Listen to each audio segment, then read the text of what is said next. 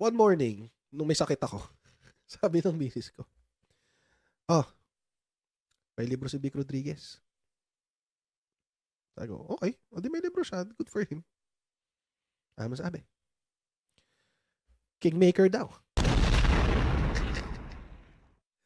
Mga kodyero, walang joke to ha. Nung sinabi niya sa akin yun, lalong sumakit ulo ko eh. Mainit na nga yung noo mo kasi nalagnat ka. So medyo, di ba? Wala ka sa wala ka sa tamang damdamin. Wala ka sa mood. Lalong nasira araw ko lalo. Hindi na ako nakapagpahinga. Lang yato si Torne. Kung ano na pinagsasabi. Ano nakakain mo? Nakakatawa to eh. Nakakatawa tong ginawa niya. This stunt that he did. And you know, mga kotsero, it is a stunt. It is a stunt. Publicity stunt to, mga kotsero. I'll show you. I'll explain later pag binasa na natin yung article. Ito kasi yung nabasa ko. Ang sabi, former exec ES Vic Rodriguez says, excuse me, he was compelled to come out with his new book, Kingmaker, the hard copy, to debunk all the lies that were hurled against him following his resignation as one of President Bongbong Marcos's top cabinet members. Na-stuck ako dito sa salitang compelled. Napilitan ka. Yung mga nanira sa akin, tuwang-tuwa nung ako'y nanahimik. Feeling nila ako'y nalusaw na, hindi nila ako kilala. Noon pa man ay desidido na. Instead na sagutin kita o kayo sa isang interview, whether sa traditional media o sa pamamagitan ng ating mga kasama at kaibigan dito sa new media, buo na ang aking desisyon. Ililibro ko at lalagyan ng dokumento yung aking sagot sa inyo upang harapin sa tamang panahon ang mga ibinintang ninyo na ako ay kapitoko, ako ay power hungry, ako ay nagbebenta ng posisyon, yung appointment for sale at ako ay inalis o na-ease out sa Malacanang. Yan lahat ay nasa libro. Alam mo sa lahat ng abogado naman si Attorney Vic. So, alam naman niya na to pag sinabi ko. Hindi mo naisipang maghabla. So kayo ay nasa US, UK, Canada, Italy, France, Spain, Ireland, and Belgium. May pwede na magpadala ng inyong mga remittances sa Pilipinas gamit po ang Sendwave. Ang gagawin niyo lang ay i-download ang Sendwave app. Lagay niyo yung bank account details niyo dyan at pwede na magpadala sa GCash, sa mga pawn shops at iba't ibang mga bangko sa Pilipinas. At kapag ginamit niyo pa ang promo code na Coach Jared sa inyong unang padala, ay makakuha kayo karagdagan $20 free credit. Kaya gamitin na si Sendwave for all of your remittance needs. So, ibig sabihin ganito. May mga na-experience ka sa Malacanang, tapos, hindi mo nagustuhan, tapos, dahil hindi mo nagustuhan, nag-resign ka. That's his claim. Nag-resign siya. Tapos dahil siniraan siya ng napakarami daw tao, ang solusyon na nakita niya para sagutin ang mga akusasyon na ibinato sa kanya ay sumulat ng libro. I don't believe you. I do not believe it one bit. Kasi mga kodyero, isipin nyo na lang. Sa dinami-dami nang sinabi mong inakusa laban sa'yo, di ba, siniraan ka, etc., etc. Ang una mong naisip, ang una mong naging desisyon ay hindi magpa-interview, hindi sagutin yung akusasyon sa media, hindi dalhin sa korte yung desisyon, yung akusasyon. Ang ginawa mo siyang libro.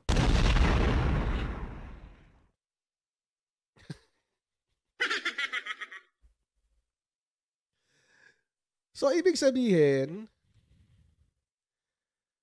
Gusto mong gumawa ng version mo ng conjugal dictatorship. Ayun, yun. Conjugal dictatorship. So, gumawa siya ng version niya ng conjugal dictatorship. Yun.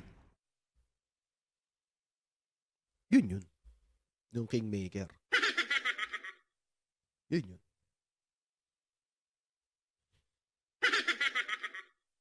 Kasi mga kotsero, actually hindi pa nga bagay yung title eh. Ano yung bakit? Kung Kingmaker, dapat ang content niyan, yung kung paano mo na ipanalo yung presidente. Di ba? Hindi dapat yun eh. O baka kasama yun dun sa loob? I don't know. Hindi ko alam kung kasama yun dun. Pero, medyo matigas ang feslocks natin dyan, sir.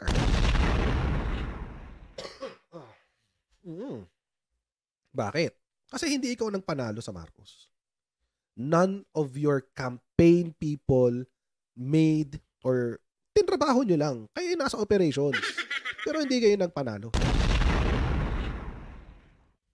And I'll state that as a fact. Don't take credit where credit is due. Attorney. Ang nagpanalo kay PBBM at kay BP Sara, hindi kayo. Kami, mga Pilipino. Swerte nyo nga eh. Nakinabang kayo sa amin. Nakinabang kayo sa efforts ng sambayan ng Pilipino. Sino totoong Kingmaker? Hindi ikaw. Yung 31 million na bumoto kay PBBM. Yung mga ordinaryong tao na kumampanya para kay PBBM. Yung mga lolo-lola na kahit matanda na, hindi na makalakad, pinilit pumunta sa mga voting stations kasi alam nila na yung anak ni Apo Lakay tumakbong presidente.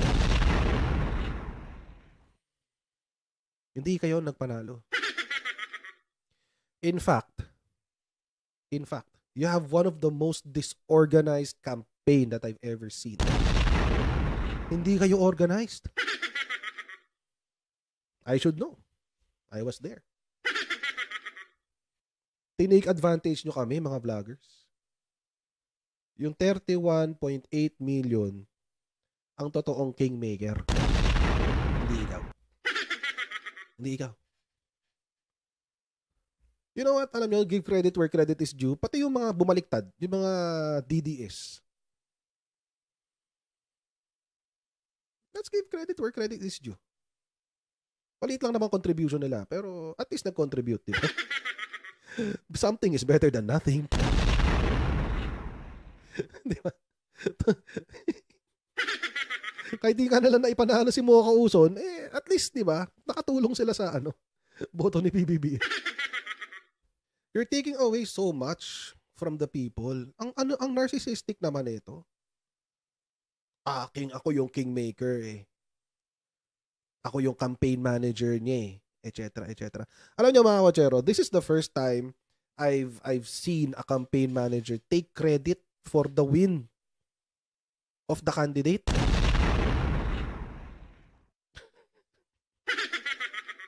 This is the first time I've heard a campaign manager take credit for the win of the candidate. Seriously. Tapos, ito may nakakatawa sa sinabi niya. Sa aking, yung aking sagot sa inyo upang harapin sa tamang panahon ang mga ibinintang ninyo na ako ay kapitoko, power hungry, etc. Okay, so we're going to read the bitterness of a short-lived executive secretary. Seriously, I mean, gusto nyong basahin namin ang bitterness mo. Alam nyo mga kotsero, sa sobrang dami ng problema sa Pilipinas, poproblemahin pa ba natin yung emotions ni Vic Rodriguez? Yung naramdaman ni Vic Rodriguez? Is he that relevant in the... Gano'n ba siya ka-relevant sa whole spectrum of the 2022 national campaign? I don't know, pero I don't see it.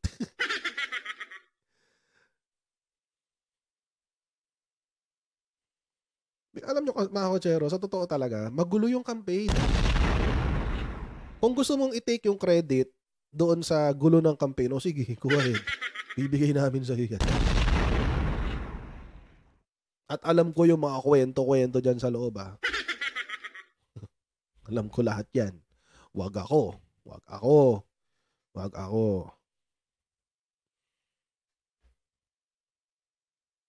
Ang nakakatawa lang nyo, mga kotsero. There was a time na in-identify ako na tao daw ako ni Vic Rodriguez. Do you know how stupid that is? Do you know how stupid that is? Bakit daw? Kasi pinagtatanggol ko rin si Vic Rodriguez. Alam nyo, yung mga nag-comment doon, tatanga-tanga. Alam nyo kung bakit? Ang pinagtatanggol ko noon si PBBM. Nagkataon lang, si Vic Rodriguez yung lagi naka-expose. Kami ako kwento sa inyo, bakit? Lang yata si Vic Rodriguez eh. Siya yung lagi nasa camera eh. Tano pa niya yung presidente? Ang bilis niya maglabas ng mga statement.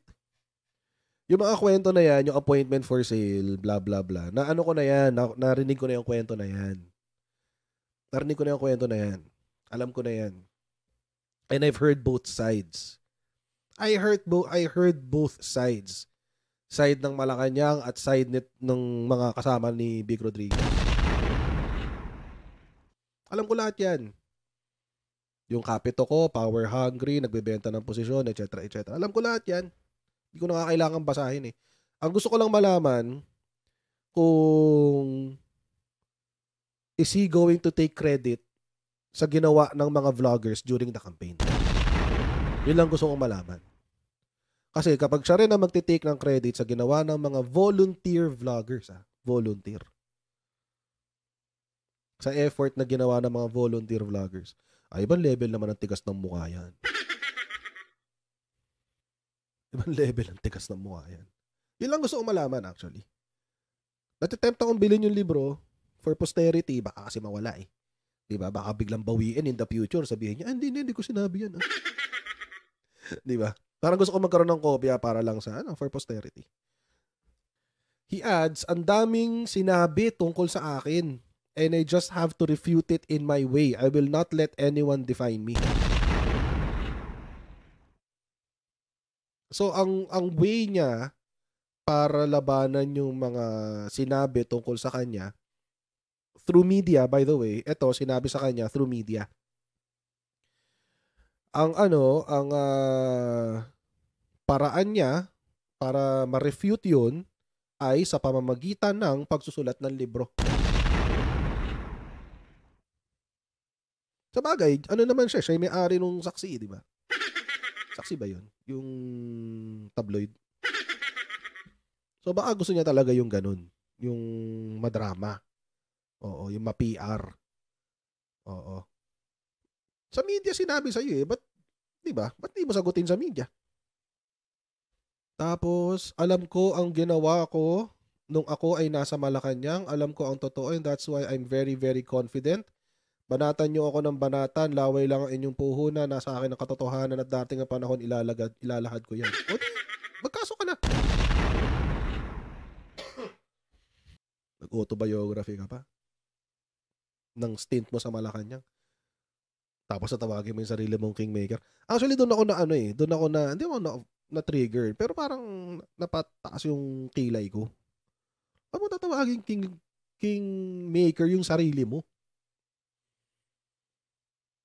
At the very least, you're a glorified butler. I mean, seriously, he's a glorified butler. At sa tema ng libro mo, di ba sabi nga niya, ilalabas daw niya dito lahat ng sama ng loob niya, sasagutin daw niya lahat ng mga paratang sa kanya, etc. etc. Mukhang hindi ito kwento kung paano siya tumulong sa kampanya para maging presidente si BBBM. Mukhang it's really written to feed on the hate.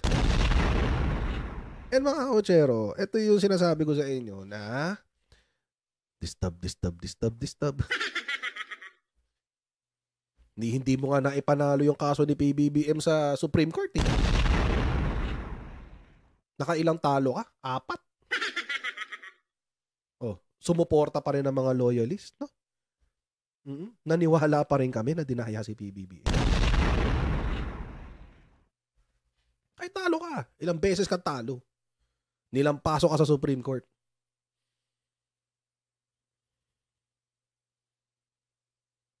Hindi, sinama mo ba yun? Saan isama mo? Kung paano ka tinalo sa Supreme Court. Ako, I never spoke anything bad against Vic Rodriguez. Ngayon lang. Ano kung bakit? Ngayon lang ako nag-comment kasi dito ako na-trigger talaga dun sa Kingmaker. Wala talagang ibang reason. Yan lang talaga yung Kingmaker. Parang, what the hell? Kahit wala ka, mananalo si PBBM. Seriously. Kahit wala si Vic Rodriguez, mananalo si PBBM.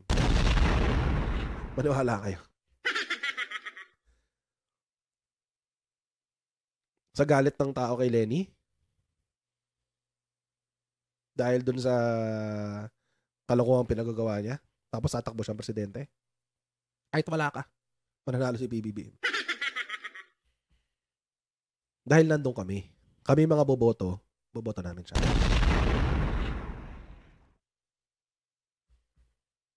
In fact, mga kotsero, nakilala lang naman si Attorney Vic Rodriguez nung kinuha siyang abogado ni Lisa Marcos para dun sa election protest.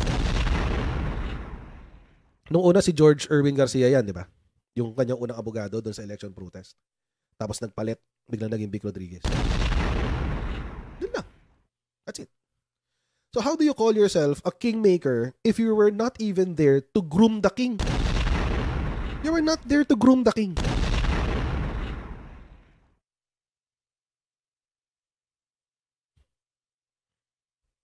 The nerve. Pagta mo yung title, hindi ka kingmaker, king hater ka. King hater. You were not even there to groom the king. Hindi ka nakatulong. Natalo ka sa electoral tribunal. Tapos, so, ang disorganized ng campaign. I have nothing against Vic Rodriguez. I've never met him. I've never seen him from Adam. Kaya nga nung inallege na bayaran ako ni Vic Rodriguez, natawa ako dun sa mga nag-allege. Kasi ang tatanga talaga nila. Ako meron pa akong theory pero saka ako na ilalabas pag nakakuha pa ako mas maraming information. Pero may theory pa ako na gusto niyang gamitin yung mga vloggers for his own benefit. Yung nanalo na sa PBBM, 'di ba? Tapos nag-organize kaming mga vloggers to support the administration. Feeling ko lang naman, hindi naman ako sure. Pero feeling ko merong doon meron silang pinaplano. Kaya siguro na-identify ako na Vic Rodriguez.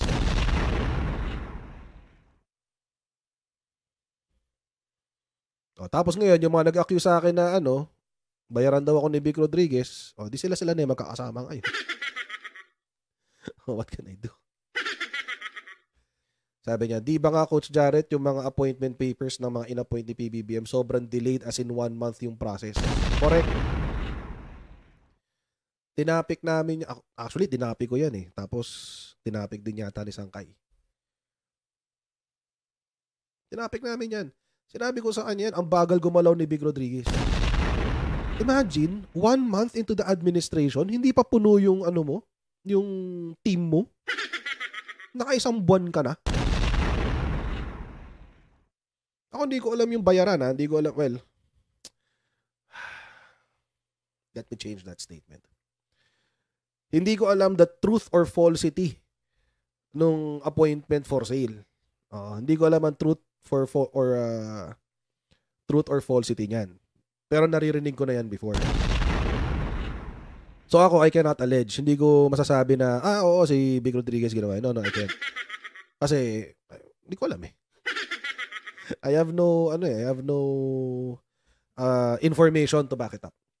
Pero, mga kotsero, ito yung akin. Ba't ang tagal? 1 month, 2 months into the administration, hindi pa buo yung line-up nyo ng CABSEC, cabinet secretaries. Yun tanong ko dun. And mga kotsero, I have an idea kung paano sila nag-select no, ng selection process ng appointments. I have an idea kung paano. Hindi ko na sasabihin. Pero may idea akong paano nila ginawa. So kaya nagtataka rin ako, ba't ang tagal? Eh mukhang stringent naman yung process nyo. Okay naman. Kasi nakakatawa pa nun, naalala ko. Inaaway ako nun ng mga loyalists dahil hindi ko raw binabati ko si Vic Rodriguez dahil kay Pastrana.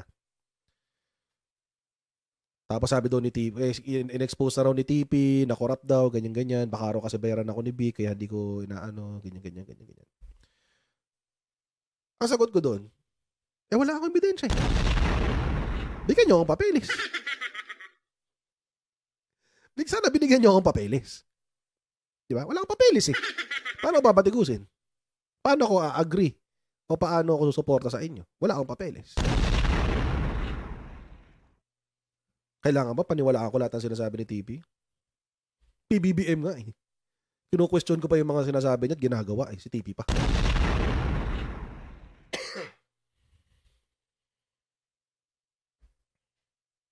I don't have to. Nakakatawa lang yung panahon na yun na inalign ako ng mga tao kay Vic Rodriguez. Because that was really stupid. Gumawa sila ng kalaban na hindi nila naiintindihan yung sitwasyon. That was really stupid. So, kaya ako, mga kotsero, yung itong kay Vic Rodriguez, hindi naman siya personal. Pero para sa akin, parang, this is the lowest a person can get. Para lang gumawa ng ingay. Imagine mga kotsero. Hindi ko ma-imagine yung proseso ni Vic Rodriguez kung paano niya ginagawa to. Araw-araw, uupo siya sa computer niya. Babalikan niya ang history. So, kung meron siyang diary, babalikan niya yung diary niya, whatever that is. Babalikan niya. I-relive niya yung masamang experience na pinagdaanan niya. Bubuuin niya uli yung galit na meron siya nung panahon na yon para maisulat niya yung emosyon niya doon sa libro. Araw-araw yun. Araw-araw yun. Hindi naman one time, big time sumusulat ng libro eh. Unless meron siyang ghostwriter, I don't know. Pero assuming na siya talaga ang sumulat. Uupo siya sa harapan ng computer niya o laptop niya o whatever man. Bubuksan niya yung diary niya kung saan niya sinulat yung sama ng loob niya. Babasahin niya yun ulit, i-relive niya yung moment na yun, bubuo uli siya ng galit. Tapos saka siya magsusulat. Para ma-transfer niya yung galit niya doon sa kanyang sinusulat. Gawin mo yun araw-araw hanggang matapos mo yung libro. Ganun ka-loser.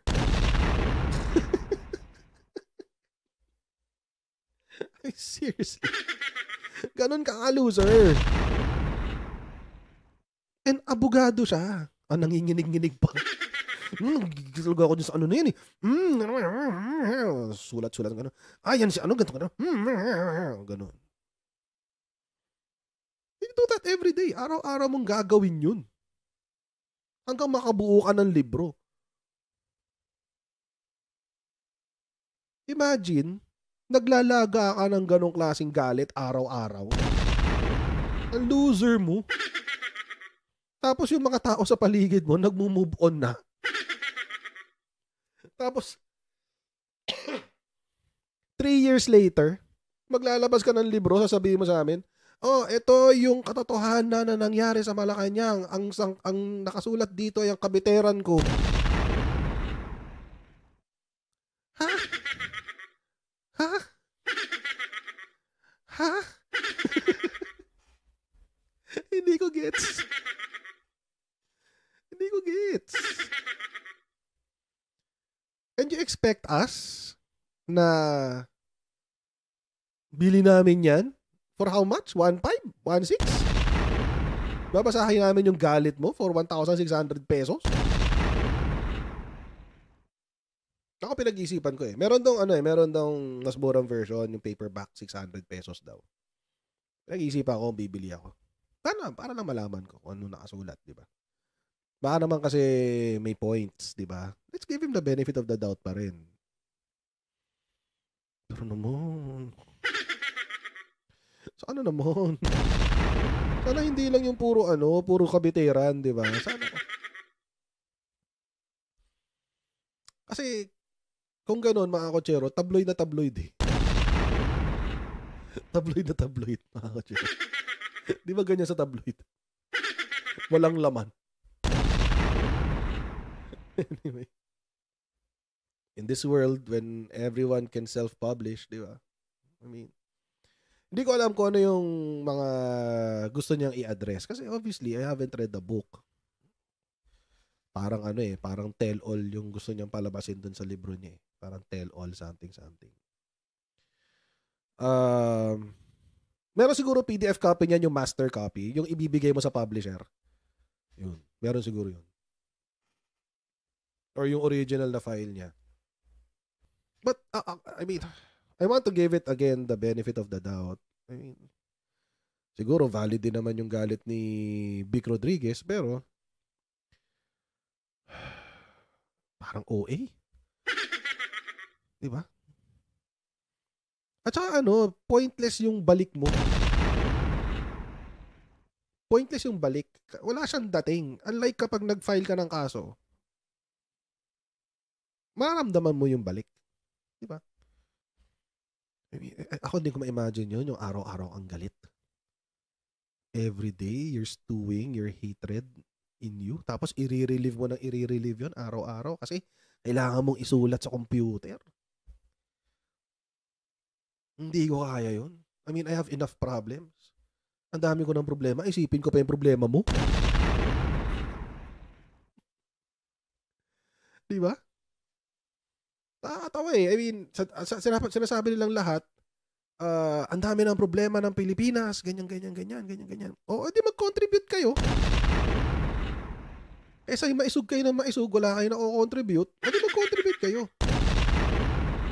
Kailan ako maglalabas ng autobiography ko? I'll never write an autobiography. Kasi, alam nyo, mga kakotsero, meron akong standards. Na ibig ko sabihin, biographies and autobiographies are reserved for great people, great and inspiring people. Ganun lang kasimple. And I'm neither. I'm neither great nor inspiring. So, sa iba na lang kayo kumuha ng inspiration. I hope na ito na lang iniisip ko. I hope naging therapeutic yun, yung proseso. Sana naging therapeutic yung buong proseso na yan kay Attorney Vic Rodriguez. I mean, I hope it did you well. Yung araw-araw mong nire-relieve yung mga masamang nangyari sa'yo, yung galit mo, etc. I hope it did you well, yung pagkakasulat mo niyan sa libro and everything. I hope it did you well, your mental health, your wellness, etc. Para hindi naman sayang. Kasi hindi ko alam kung may bibili niya na marami. Siguro yung mga curious lang. Tapos yung mga pinamigay niya. Tapos ano pa ba? Ayun, ganun. Okay, maraming pong salamat sa inyong patuloy na pagsuporta sa ating channel. Please don't forget to like, share, and subscribe sa Coach Jared YouTube channel at sa ating pong Facebook page, Jared Pulido ang pangalan. At mag-follow, sumali na rin kayo sa ating Facebook group. Tambayan ng mga Kotseros ang pangalan. And I'll see you in the next Coach Jared Live, guys. Alright, bye everyone. See you next time. Bye!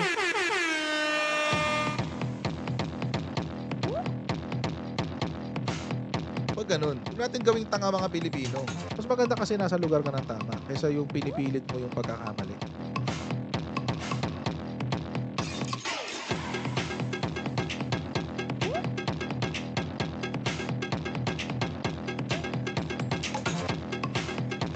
Are they willing to go that far? Hindi makakalimutan ng Pilipino yan hanggat di nasasagot niya. Sino ngayon nagsasabi ng totoo?